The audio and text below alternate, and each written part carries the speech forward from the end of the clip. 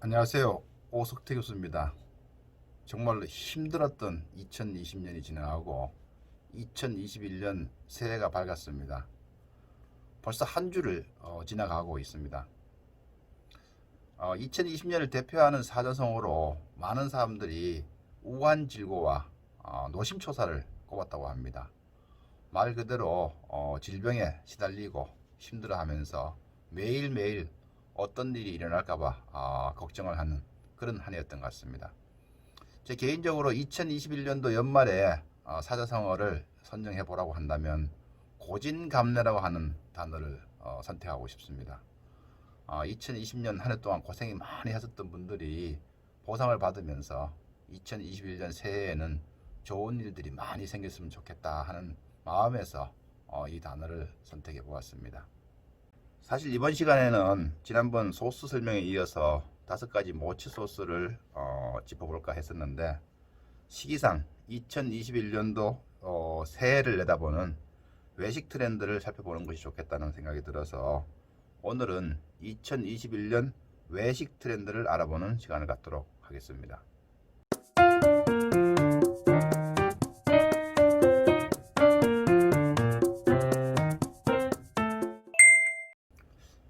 지난해 11월 농식품부에서는 2021년도 외식 경향에 관한 핵심 키워드 5가지를 발표했습니다.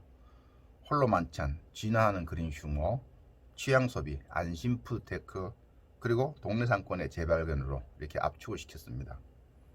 이 농식품부가 2014년부터 꾸준하게 매년 외식 경향 키워드를 발표하게 되는데, 작년에 즉 2020년도에는 그린오션, 바이미 포미, 멀티 스트리밍 소비, 그리고 편리면 외식이었습니다. 근데 사실 지난해는 갑작스러운 코로나 사태로 인해서 이 외식 경향을 정확하게 이렇게 맞추어서 갔느냐 하는 것을 평가하는 것은 대단히 어렵습니다. 물론 2021년도에도 이 코로나 영향에 외식 업체가 자유로울 수 없기 때문에 이 농식품부가 발표한 키워드 전체를 살펴보게 되면 어떤 새로운 경향을 발표했다기보다는 지금까지 이어온 트렌드를 몇 가지 정리하고 이것을 새로운 단어로 만들어냈다고 하는 느낌이 듭니다. 그래서 이 키워드들을 한번 살펴보게 되면, 첫 번째 홀로 만찬은 혼밥 문화에다가 코로나19 영향이 가중되면서 혼자서 외식하는 경향이 2021년에 두드러질 수밖에 없습니다. 그리고 두 번째 진화하는 그린 휴머는 이게 오래전부터 이어오는 그린 오션과 오버랩이 되면서 이 소비자들이 가지고 있는 환경 보호에 대한 또 친환경에 대한 문제 의식이 이 외식업에도 가치 소비와 함께 시대적 흐름으로 나타났다고 볼 수가 있습니다. 세 번째 취향 소비는 2019년의 뉴트로 감성과 또 바이미 폼에 이어서 외식에 자신의 개성을 뚜렷하게 개입시키는 경향이라고 말할 수가 있습니다. 저같이 베이비 부머 시대에 태어난 사람들은 단체 의식이 강해서 외식을 할 때도 누군가가 음식을 주문하면 같은 것으로 주문을 하려고 하는 경향이 있습니다. 그런데 이제 1990년대 말과 2000년대 초에 태어난 세대들은 이 음식을 주문하는 하나하나에 자신의 개성이 뚜렷하게 나타난다고 보시면 될 것 같습니다. 네 번째, 안심 푸드테크입니다. 이 역시 빅블로와 비대면 서비스, 그리고 편리면 외식으로 연결되는 것으로서 정보통신 기술을 이제 바탕으로 해서 바코드라든가 또는 안전과 위생에 대한 정보를 개인이 이렇게 확인할 수 있을 정도가 됐기 때문에 소비자들이 여기에 관심을 가지고 있다는 뜻입니다. 마지막으로 동네 상권의 재발견은 말 그대로 가까운 거주지의 상권에 대한 맛집 정보에 대한 관심이 증가했다고 볼 수가 있겠죠. 작고 저비용으로 소소한 즐거움을 느끼는 것이 바로 이러한 경향이라고 보시면 되겠습니다. 근데 이 동네 상권의 재발견은 뭐 상권을 포함하는 의미도 있겠지만 이 소셜 미디어의 발전으로 인해서 이 스마트폰 안에서 모든 정보를 얻을 수가 있고, 또 내비게이션 앱을 인해 가지고 동네 골목 구석구석까지 찾아갈 수 있는 환경이 되므로 이 소비자들이 이러한 작은 것에 관심을 갖게 되는 계기가 되었다고 보시면 될 것 같습니다. 이러한 현상은 앞으로도 계속 지속될 것으로 보입니다. 그렇다 그러면 이제 눈을 돌려서 글로벌 외식 트렌드를 살펴보게 되면 다양한 매체들이 2021년도 외식 트렌드를 예측한 것을 볼 수가 있습니다. 식품업체라든가 잡지, 그리고 셰프들, 또 외식업체의 단체들이 다양한 예측을 해서 모두 이렇게 올려놨는데, 이것을 다 살펴보기는 좀 어렵고 흥미있는 몇 가지를 여러분들하고 공유를 해보도록 하겠습니다. 역시 눈에 띄는 것은 셰프들이 선정한 트렌드입니다. 2021년도를 주도할 외식 트렌드로서는 퀵 서비스와 혼밥이 이것을 주도할 것이다. 이 내용은 우리나라의 농식품부에서 핵심 트렌드를 선정한 것과 많이 중복이 되고 있습니다. 셰프들은 포스트 코로나 시기를 거치면서 2021년도에는 레스토랑 산업이 재정비될 것으로 내다보고 있습니다. 아울러 포브스에서는 비대면 서비스에 대한 증가와 또 음식 낭비에 대해서 사람들이 민감하게 반응하게 될 것이라고 내다보고 있습니다. 아울러 집밥도 계속적으로 늘어날 것으로 보고 있습니다. 제가 흥미있게 본 것은 바로 파인다이닝 러버라고 하는 데서 발표한 내용인데, 여기에서는 브런치 패스트와 리너가 있습니다. 이 런치와 디너의 합성어로 이전까지는 아점이 유행을 했습니다.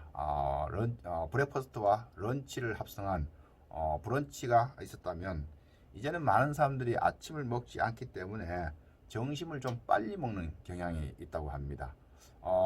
지금 우리 주위에도 아침을 먹지 않는 사람들이 많이 생겨나고 있죠. 그런데 이 점심을 좀 일찍 먹다 보니까 저녁 시간이 되기 전에 점심과 저녁을 다시 겸비해서 먹는 리너가 유행을 하고 있습니다. 이외로 또 흥미로운 것은 음식에다가 대마를 허용하는 그런 나라와 주가 많이 늘어날 것으로 전망을 하고 있습니다. 유럽이라든가 미국, 그리고 캐나다 같은 경우에는 일부 주에서 이미 이 대마를 음식에 허용하고 있는데, 이것을 보고 하이 퀴진이라고 해서 이 하이 퀴진이 계속적으로 늘어날 전망을 하고 있습니다. 그렇다 그러면 법률적으로 이것이 허용이 돼야 되겠죠. 그 다음으로는 유령 미식이라고 해서 영업장은 없지만 음식을 맛있게 만들어내는 셰프들 중심의 이런 음식점이 많이 나타날 것이라고 내다보고 있습니다. 벌써 우리나라에도 이 배달 음식이 발전하면서 식당이라든가 아니면 키친을 보지는 못하지만 음식을 시켜 먹었을 때 상당히 맛있는 음식 같은 경우에는 계속 주문하게 되는 것인데, 이것이 바로 식당과 주방이 보이지 않는 유령 미식이라고 볼 수 있습니다. 그리고 이외에 이제 올해 외식업체 간 협업이 증가할 것으로 전망하고 있습니다. 이것은 이제 어렵고 힘든 시기에 다른 업체하고 경쟁하기보다는 내가 가지고 있는 약점을 다른 업체가 가지고 있는 강점과 결합시켜서 이것을 보완하고 우리는 이제 강점에 대해서만 이렇게 집중을 하겠다, 이런 뜻입니다. 그래서 이것은 이 어려운 시기에 살아남기 위한 생존 전략이라고 보시면 될 것 같습니다. 다시 한번 2021년도 외식시장을 리드할 트렌드를 정리해보면, 농식품부에서 제시한 키워드로는 홀로 만찬, 진화하는 그린 휴머, 취향 소비, 안심 푸드테크, 그리고 동네 상권의 재발견으로 압축이 되어 있습니다. 그리고 글로벌 시장을 유도할 그 외식 트렌드를 몇 가지 흥미있는 것을 살펴보게 되면, 약간의 문화적 차이는 있겠지만 대마를 음식에다가 적용하는 합법화된 주와 나라들이 늘어날 것으로 보인다. 그리고 아침을 건너뛰고 간단한 점심 후에 늦은 점심과 저녁을 함께하는 리너가 유행하게 될 것이다. 그리고 우리나라뿐만 아니라 전 세계적으로 집밥과 나홀로 열풍은 2021년도에도 계속될 것이다, 이렇게 예상을 하고 있습니다. 오늘은 국내는 물론이고 글로벌 외식 트렌드까지 간략하게 한번 짚어보았습니다.